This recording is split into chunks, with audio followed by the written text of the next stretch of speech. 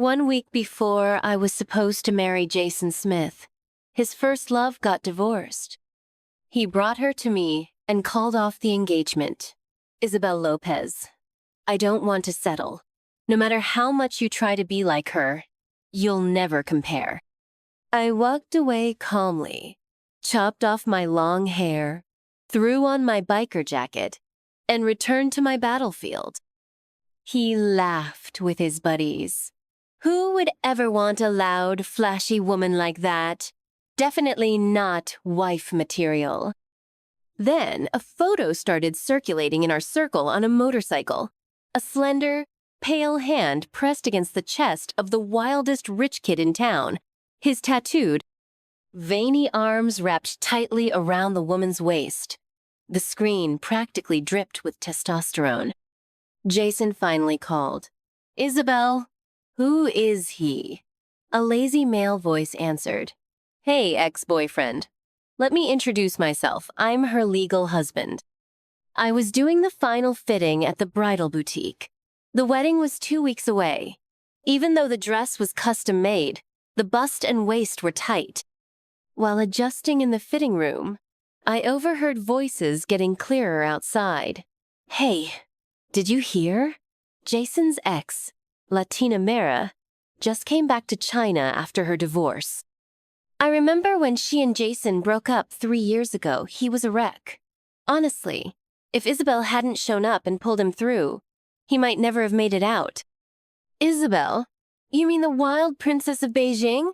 I can't believe she actually mellowed out for Jason. But now that Latina's back, think the wedding's still happening?" "They've already sent out the invitations. If it doesn't go through, there'll be a laughingstock in our circle." Once their voices faded, I took off the ill-fitting gown and called Jason. He didn't answer, but amid the background noise, I heard his voice. "She's just a cheap imitation." "Isabel's not even in the same league as Latina." Someone else chimed in. "Isabel used to be known as the hardest girl to get. Bro, you should feel lucky." Jason sneered. "Hard to get? She's been trailing after me like a damn dog for 3 years. Guess she finally got her wish, marrying me. Bro, do you even like her?" Jason's voice turned cold. "Would you like a dog?" Someone in the crowd asked, "Then why marry her at all?" The room went silent. After a pause, Jason finally said, "She used to be wild. Now that she's tamed, it's kind of fun." I hung up. Looking at my reflection in the mirror, the straight black hair, the faded tattoos on my arms and collarbone, I laughed. I'd had enough of pretending to be the good girl. Jason didn't come home for a week. I listed our wedding house with a real estate agent. Every brick and tile in that place, I bought them all. And I didn't want any of it anymore. After wrapping everything up, he finally called and asked to meet. He organized the gathering, but showed up last, with the fragile, doe-eyed Latina following close behind. She looked about 50% like the old me. He held her hand tightly, as if afraid someone would hurt her, playing the protective boyfriend to perfection. The room fell into an awkward hush. No one dared to speak, all eyes turning to me. I stayed silent, staring at the red thread on my wrist, frayed almost to breaking. I smirked until Jason brought her over and said, "Isabel, I'm not going through with the wedding." I lifted my gaze, calm. "You're calling it off?" He pulled Latina close, eyes soft as he looked at her. "Latina's back. I don't want to settle." "You'll never be her, no matter how hard you try. You understand? I don't love you." I nodded. "All right." He looked at me in disbelief, as if shocked I wasn't throwing a fit. "You know, our parents arranged this. I've loved Latina for 5 years. Waited for her for 3. She's been through too much. I want to give her a home." I was getting impatient. I grabbed my bag. "Got it. Anything else?" Jason hesitated, then said, "I'll talk to my parents. You handle yours. Next week's wedding? It's off." "Okay." I stood and walked to the door. Just as I reached it, Jason called out, "Isabel?" I turned. He was still standing where I left him, but one hand at his side was clenched into a tight fist. "Anything else?" I asked. He frowned. "Don't you have anything to say to me?" I thought about it. I did want to say something. I envied him. His first love came back. Mine never would. But all I said was, "Congratulations on your wedding." As I closed the door, I heard someone behind me. "Seriously? That's all? Jason, didn't you say she was crazy in love with you? Why didn't she freak out?" "Shut up!" Jason snapped. I didn't look back. I should have realized it sooner, no matter how similar he looked. Jason was never him. He would have never turned his back on me.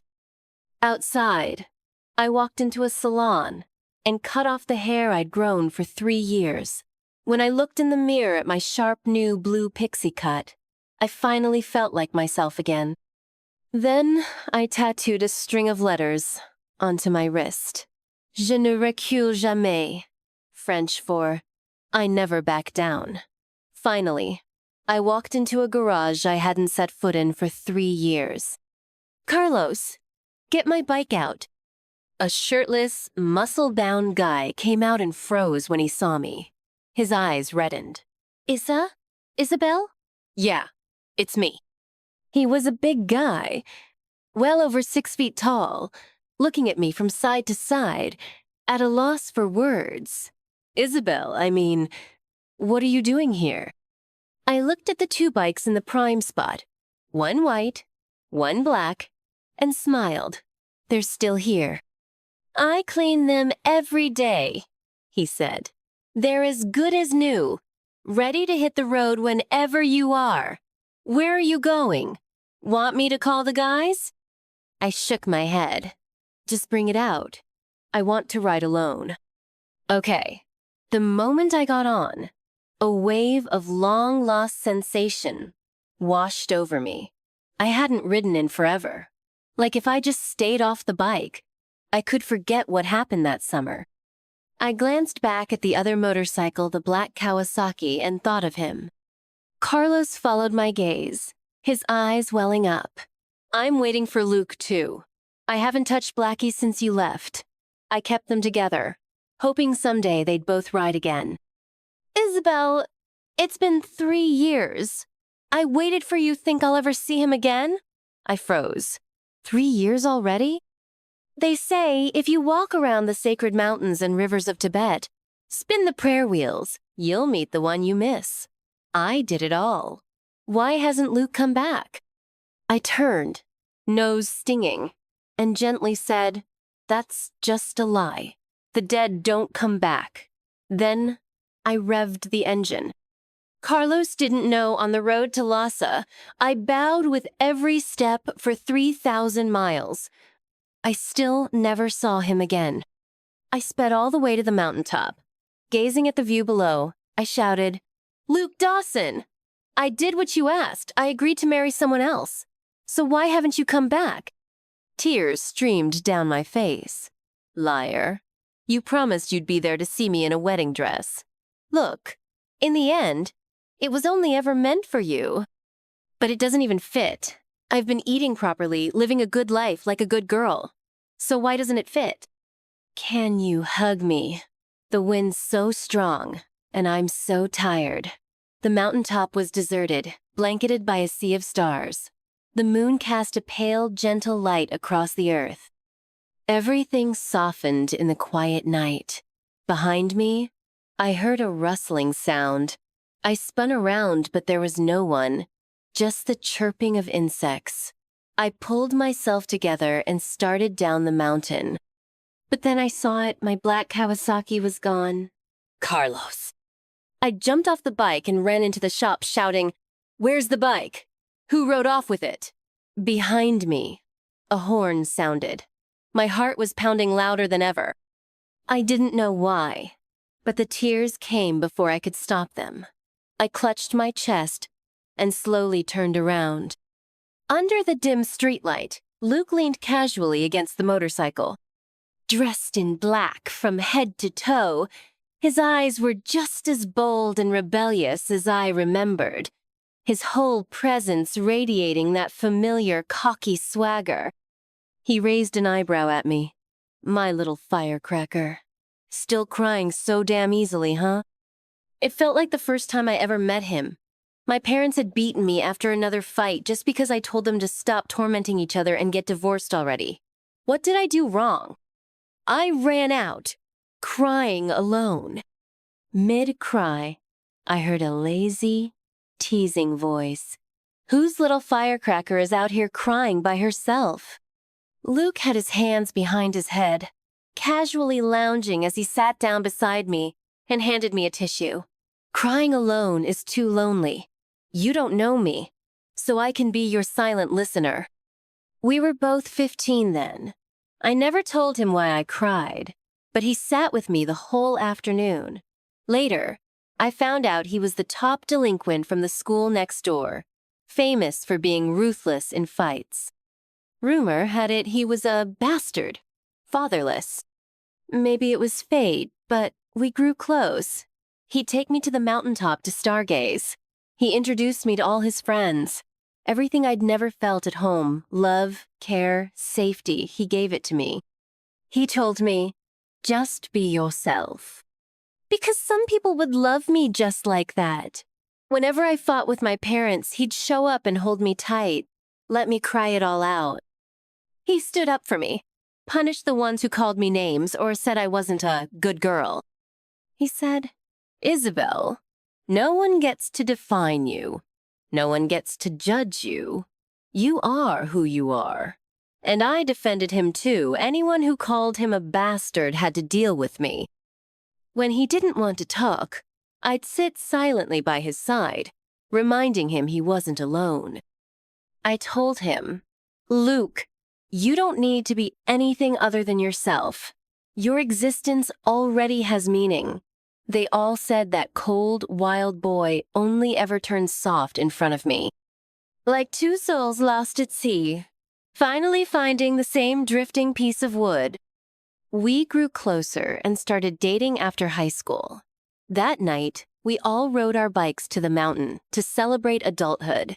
In the chaos, he grabbed my hand and ran. In that moment, our world shrank to the sound of just our breath and heartbeat. Luke, doesn't this feel like we're eloping? I still remember that summer night, the fullest moon, the brightest stars, the sweetest cicadas, and his eyes sincere and shining. Under that sky, we kissed and held each other, like that moment would last forever. Luke, you're finally back. I missed you so much. My voice trembled, my whole body shaking. What are you crying for? Come here. I'll hold you. I rushed forward, but it was Carlos, pushing the bike over. Isabel, why are you crying? Didn't Luke say his bike would never be alone as long as yours was here? I saw you take yours out, so I figured I'd bring Blackie out and start her up too. Oh, it was just my imagination. I turned away and wiped my tears. They say if you meet someone too dazzling when you're young, no one else will ever measure up. Maybe I was too obsessed. 3 years, and I still hadn't let go, still praying for a miracle. When I got home, everyone was waiting. One look at my blue hair and leather jacket, and my mom was furious. Look at you! What kind of girl dresses like that? No wonder Jason dumped you. I stood at the door, suddenly not wanting to go in. I turned to leave. My dad shouted, Where do you think you're going? Get in here! Call the Smiths and apologize. Tell them you won't marry anyone but Jason. The wedding invites are already out. You can't back out now and get rid of that ridiculous hair color. The Smiths don't like flashy women, do you understand? I slowly walked toward them. I smiled. Why should I apologize? He's the one who wants to marry his ex. He's the one who called off the wedding. What did I do wrong by letting him go? My dad stood up and slapped me across the face. Foolish girl. He's confused. And you're acting just as stupid. Use your damn brain. You think the Smiths would ever let a divorced woman into their family? My face burned. He went on. So what if he has someone else? That's normal in our circles. As long as your position as Mrs. Smith isn't threatened, what are you so mad about? I gently touched my cheek and gave a bitter smile. You two can screw around all you want, but I can't live like that. His chest heaved with anger. He grabbed a glass from the table and hurled it at me. So what if some bastard died? It's been 3 years. You still want to act like a grieving widow forever? Isabel, let me make this clear. You are not backing out of this wedding. Even if you die, you'll die with the Smiths. I didn't dodge. The glass grazed my face, leaving a bloody cut near my brow. And suddenly, the memories came flooding back. After Luke fell off that cliff during the race, I spiraled into deep depression. My arms were covered in cuts. A servant found me and saved me. My parents said I was being dramatic. A spoiled rich girl depressed? Ridiculous. They didn't understand, didn't care. They'd had their own separate families outside our house since I was a kid. I never understood if they didn't love each other. Why have me? Until the company hit a crisis, and they needed me to marry into the Smith family. I refused. They threw Jason's photo at me and told me to stop acting. If you really want to die so badly, go ahead. I looked at the photo, and for a split-second thought, it was Luke. They looked so much alike, especially the eyes, like a drowning girl clinging to a lifeline. I agreed to meet him. I even dyed my hair black, because they said the Smiths didn't like flashy women. I just wanted to stay by his side. Even if it wasn't him, just seeing that face was enough. And then Jason kept my number. He made the first move, so we ended up together. Later, I learned he saw me as a stand-in, too. We were both just using each other. He told me to grow my hair out, I did. He liked me in long white cotton dresses, I wore them. He didn't like me smoking, I quit. He said not to ride bikes anymore, I stopped. To everyone else, the once rebellious girl had turned good for love. They all thought I was crazy about Jason. Even Jason thought so himself. What else could I do? Without that face, I wouldn't have had the will to live. So even when he pushed my limits over and over, I endured it. Because just seeing him made me feel like Luke was still by my side, like he'd never left.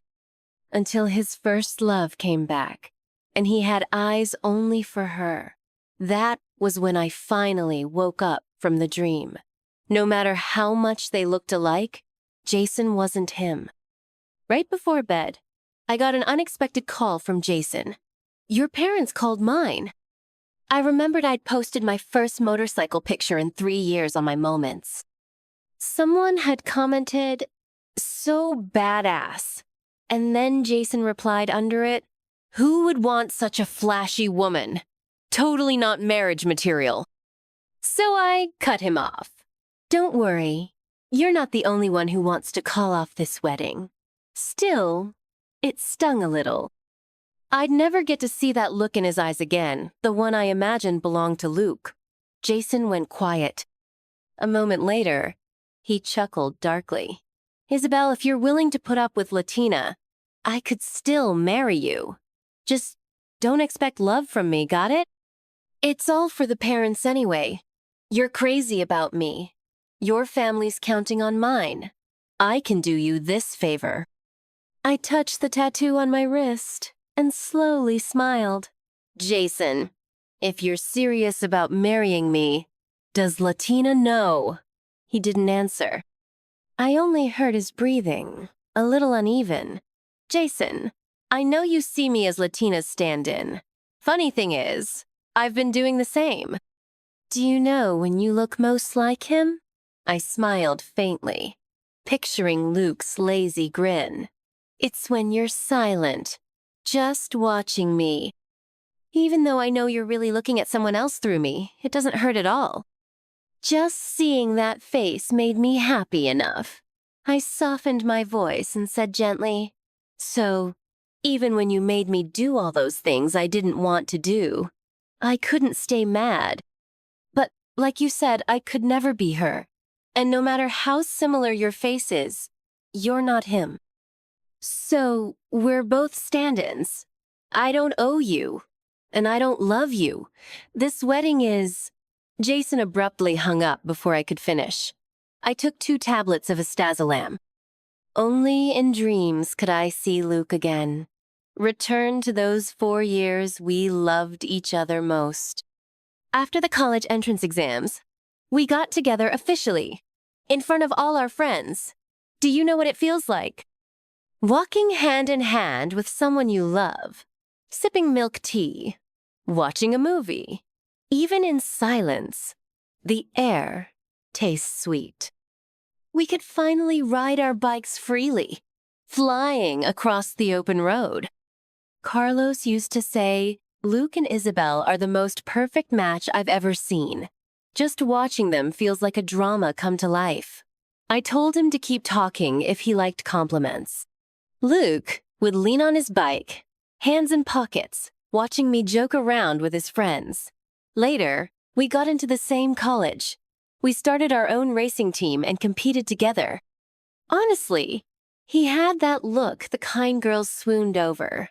He was always showing up on the confession board, getting love letters between classes. Afraid I'd get jealous, he bribed the campus radio to read love letters to me every day. I got goosebumps all over. He'd just hold me tighter and laugh, "I'll never get tired of writing them. I'll write to you every day." People thought neither of us looked like the type to stay loyal. But we did for 4 years. Eventually, my parents found out. They called me home, furious, ordering me to break up with that bastard. I refused. My dad raised a stick to hit me. I lifted my chin, stubborn. "You two had your own families and ignored me for years. Why do you get to control my life now? I'm sick of your hypocrisy. What am I to you? A tool? A product?" My dad roared. "I'm your father. I gave you life. You'll never escape your fate as a Chi." My mom shouted, "I've spoiled you too much. That's why you dare talk like this. Did that bastard teach you to defy us?" Just as the stick was about to hit me, Luke showed up and pulled me behind him. "All these years, you never cared about her. You gave her no love, yet you expect her loyalty? Why should she obey you?" "She's the girl I love. You don't want her? I do. You never cherished her? I will." That day, he held my hand, and we walked out of that house. We didn't say a word, but he held me all night. We promised to get married after graduation. But just before graduation, I started getting followed. Sometimes flower pots would fall when I passed under balconies. Luke became distracted. One day, he asked me, "What if I'm not around one day? What will you do? Die with you?" I wasn't joking. Before 15, I had no family, no friends. I was rebellious, aimless, didn't see the point of living. Meeting him was my salvation. I didn't know how to live without Luke. "Don't," he sighed. "Even if I'm gone, you need to live a good life. Find someone who loves you. Get married. Have kids. Got it?" I tightened my arms around him. "Don't say that. I'll only ever wear a wedding dress for you. I'm not marrying anyone else." "Don't be so stubborn. I'm serious." "Why so serious? What, are you cheating on me?" He laughed softly, running a hand through my hair. "My princess, how could I?" "You better not, or I'll marry someone else just to make you suffer." "I didn't mean it." He laughed. "If you ever really get married and the groom's not me, I'll crash the wedding. Luke wanted to win that race for me, with a trophy and a ring to propose in front of everyone. But he never came back from that race. The dream shifted to a foggy forest.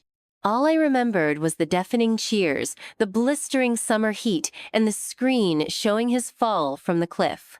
Amid the flames and chaos, the world fell silent. Luke! I bolted upright, drenched in sweat. My phone buzzed. It was Carlos. Isabel, there's a race this afternoon on the mountain road. Everyone's going. You coming? Yeah.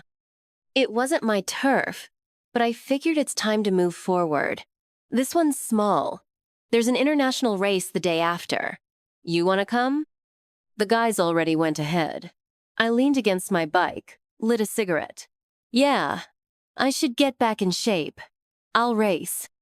Heard a lot of famous racers will be there, especially this one dark horse from overseas. He's amazing, but no one's seen his face. He never takes off his helmet. If I see him, I'm getting his autograph. I blew out smoke, teased him. You dream small. Let me win you that trophy instead. Carlos's eyes turned red again. Isabel, seeing you like this, I'm really happy. I patted his shoulder, took the last drag of my cigarette, and turned only to see Jason. Our eyes met. I saw a flicker of light in his gaze. Isabel. I didn't plan to respond. I crushed the cigarette under my boot. He grabbed my wrist. We need to talk. He stood in front of me, blocking the sun. Backlit like that, all I saw was a shadow. I looked at him quietly. That face. Such a shame. It still wasn't Luke. Don't look at me like that. Jason suddenly raised his voice. Isabel, how could you lie to me? He looked furious, but I couldn't understand why. I just pulled my wrist free and said softly, Jason, shouldn't you be happy? Jason's brow furrowed as he stepped in front of me, teeth clenched. Huh, I was your stand-in. And I should be happy? Isabel, do you even have a conscience? His eyes blazed. No wonder every time you looked at me, it was like you were getting something back you'd lost. No wonder you always stared at me. Eyes red, holding back tears. I actually thought you really loved me. I even felt sorry enough to agree to the arranged marriage. I was such a damn fool. I listened quietly, then finally said, Jason, weren't you using me as a stand-in too? Your first love came back, and now you don't have to torture yourself pretending anymore. The stand-in game was over. He took a step closer, and I thought he was about to crush my shoulders, so I instinctively stepped back. Even if you were a stand-in, wasn't it for me that you became so well-behaved? Would you have done all that for him? I thought for a moment, then answered sincerely, no. What I really hoped for was that if I ever did get married, he'd keep his promise and crash the wedding. That was the last shred of my obsession. So, you never liked me? I looked up at him, calm as ever. You don't like me, I don't like you. Isn't that fair? I do. He paused, frowning hard. No, that's not fair, Isabel. To me, you've always been nothing more than a dog. The wedding is in 6 days. You'll regret this. I won't. I packed my bags and got on a flight to Hucheng. 4 days until the wedding. My parents still hadn't called it off. They were clinging to the hope Jason and I would reconcile. I looked down and touched the red thread I'd worn for 7 years. I thought about how, after the race, I needed to cut ties with that hollow excuse for a family. I finally accepted it. Some parents just don't love their children. And I made peace with myself. Carlos picked me up from the hotel. Rumor has it that dark horse racer is staying here too. You might bump into him. I laughed. Are you his little fanboy? Carlos scratched his head. It's just... Some of his moves feel a lot like Luke's. My heart skipped. Carlos quickly changed the subject.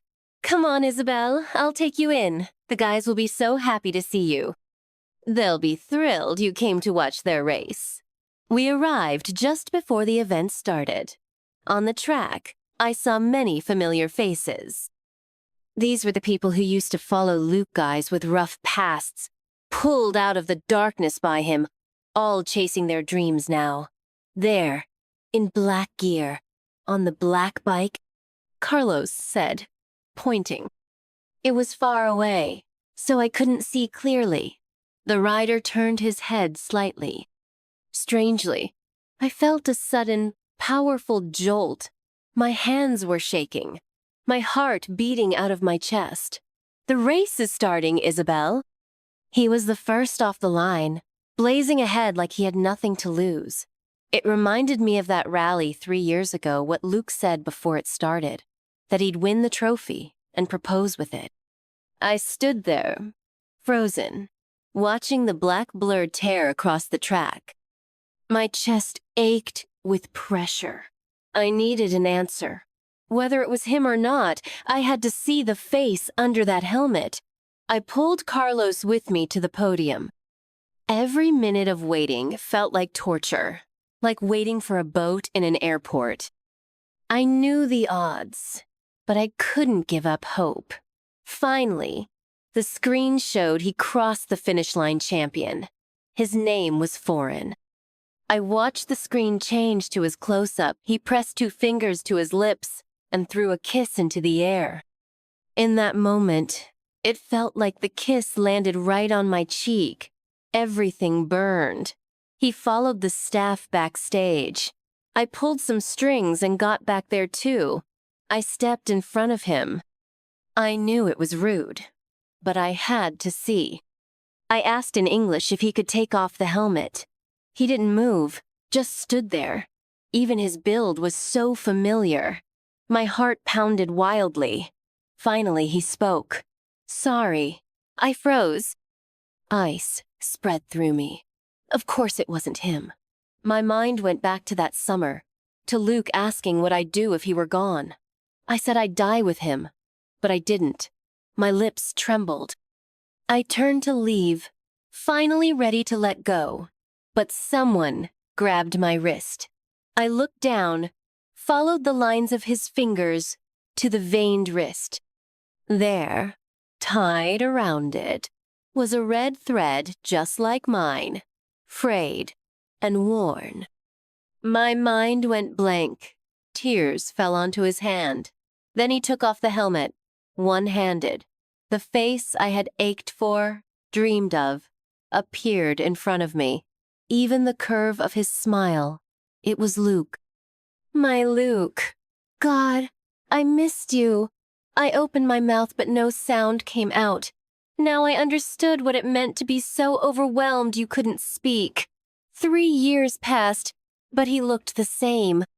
Just like the Luke I remembered. And yet, not the same. Why else would my vision blur like this? He stood under the light, bathed in golden glow. Backlit, his eyes softened with a smile. My little firecracker. What's wrong? Don't recognize me? I couldn't hold back anymore. I flew into his arms and sobbed uncontrollably. Why did you take so long? I heard my little troublemaker was getting married to someone who wasn't me. Of course I came. To crash it. He held me and kissed my hair. But I heard it. His voice trembled, choked with emotion.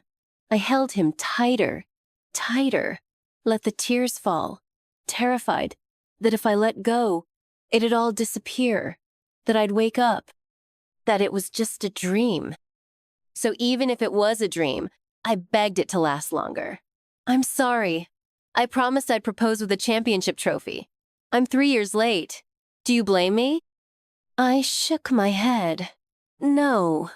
As long as you came back, I don't need anything else. Just you.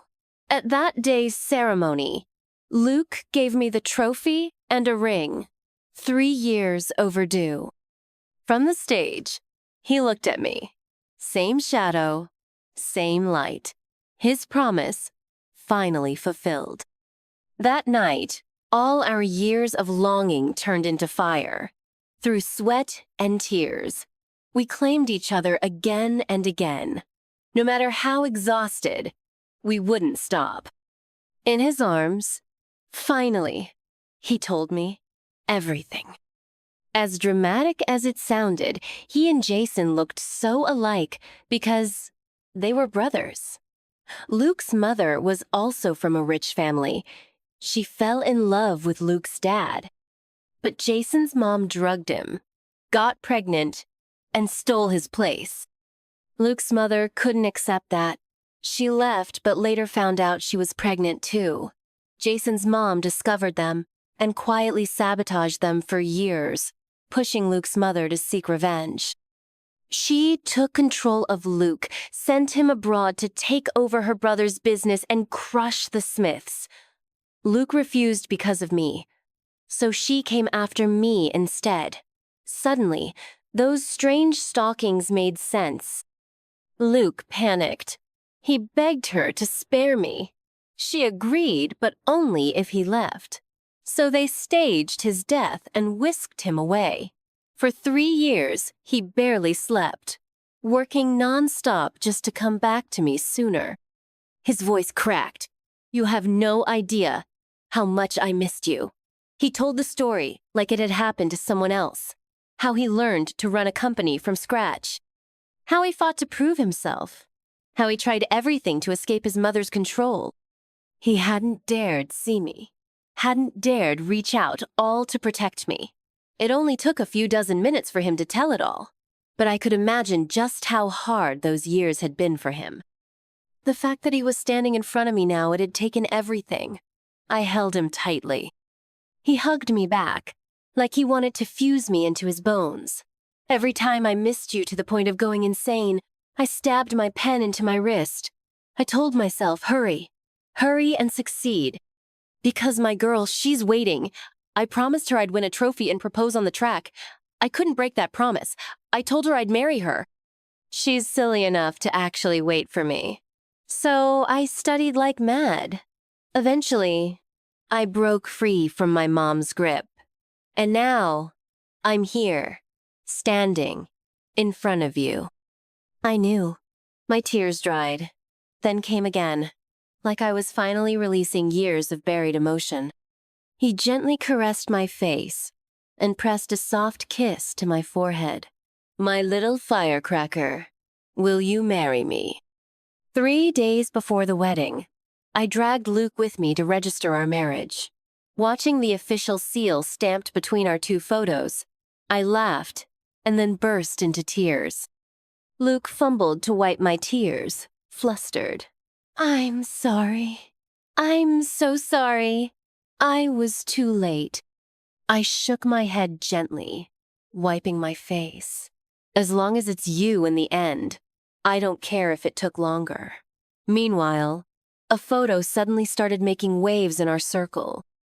On a motorcycle, a slender, pale hand rested on the chest of the hottest racing champion of the moment. His tattooed, veiny arm was wrapped tight around the woman's waist, pure hormones flooding the screen. Carlos and the guys had snapped the picture after the race. No one knew how it got out, but soon everyone in our circle had seen it. In a group chat, someone dropped the photo and chaos followed. "This girl looks just like Isabel." No way. Wasn't Isabel that black-haired, demure type in long dresses? When did she turn into blue hair and tank tops?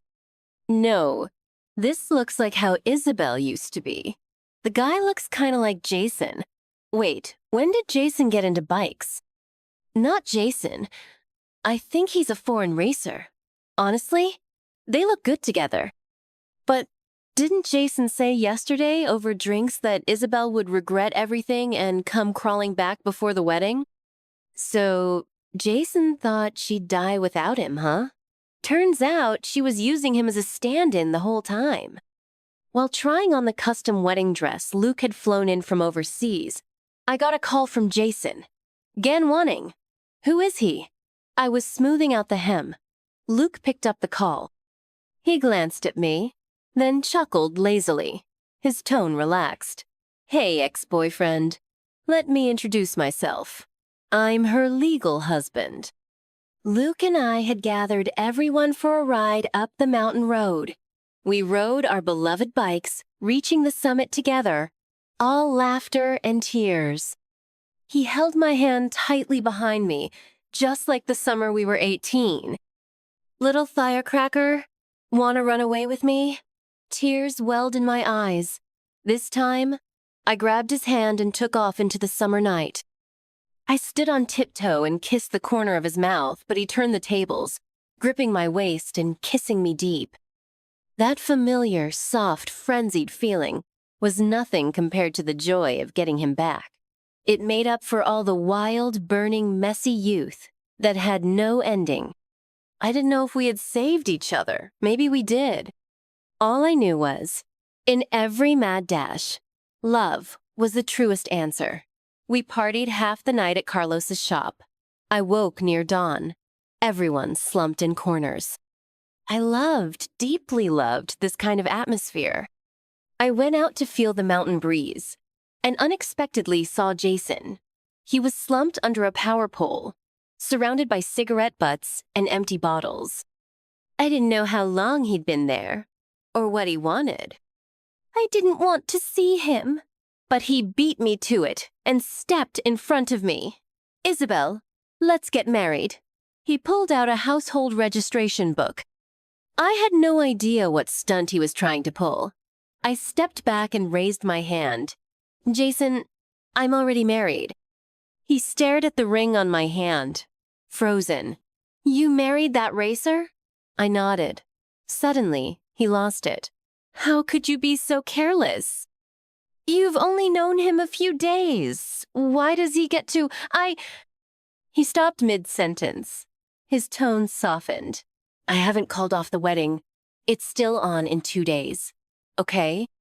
I shook my head. The wedding isn't canceled. I just changed the groom. He stood there, stunned. Then he laughed bitterly. That racer, if he finds out you used him as a stand-in, he'll leave you, Isabel. Stop this nonsense. Marrying me is still your best option. Jason didn't know Luke had always been the man I loved. Don't worry, came Luke's voice behind me. He wrapped his arms around my shoulders and kissed me gently. Because the one who betrays ends up in hell. Looking at that familiar face, Jason said nothing, just walked away, hollow and defeated. 2 days before the wedding, Luke and I were revising our guest list, inviting only those closest to us. We were overwhelmed with details when I got a surprise call from Latina. On the other end, she was sobbing quietly. Can you visit Jason just once? He drank himself into alcohol poisoning. He's in the hospital. I was confused. What did this have to do with me? Latina choked back tears. I really thought Jason was still waiting for me, that he really loved me. I thought if I came back, he'd be there for me. That week, he did stay with me, but he kept looking at his phone. I knew he was waiting for your call. When you didn't reach out, he brought me to you and called off the wedding just to piss you off. But you walked away so calmly. You don't know after that, he went totally crazy. That's when I realized, in this whole stand-in game, he actually fell for you. When he found out you were with someone else, he drank nonstop, mumbling your name. I frowned and cut her off. I don't want to hear any of this.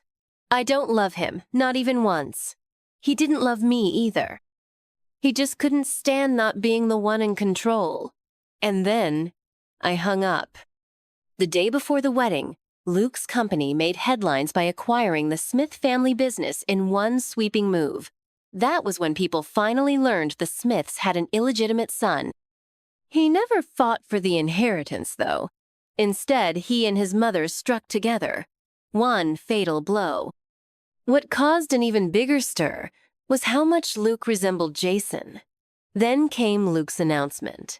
He was marrying the love of his youth, and the wedding was tomorrow. That was when people finally connected the dots. The mysterious racer had been him all along. He was my white moonlight, come back from the dead. My parents were thrilled, thinking they'd just hitched onto a new gold mine.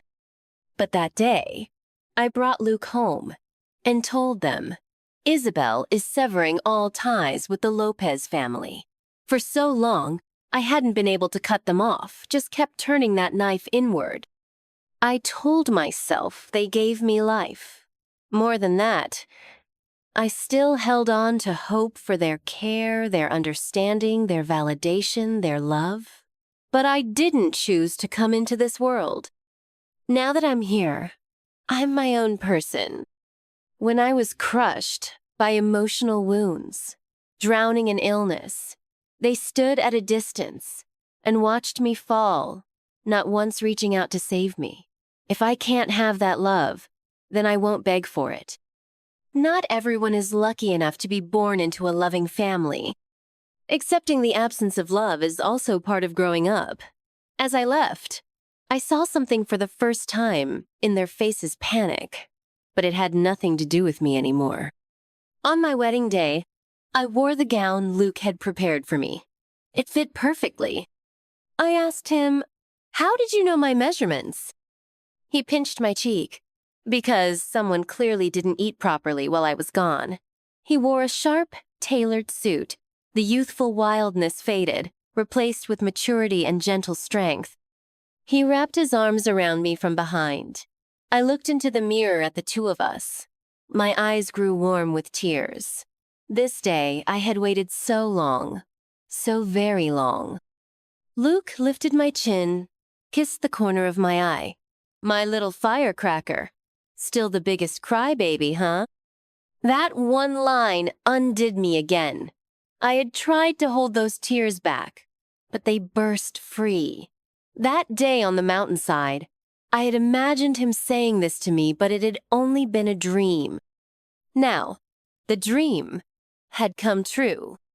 I'd lost him once, but the universe had been kind. I looked up, kissed the curve of his brow, because now I know there's someone who'll wipe away my tears. Someone who'll wait to watch the spring rain with me, feel the summer breeze, kick autumn leaves, and catch winter snowflakes together. So even when I'm alone, I walk forward without fear, because I believe at the end of every cliff, there's a wild wind waiting. And the one I love will be there, smiling at me saying, "Hey, we meet again."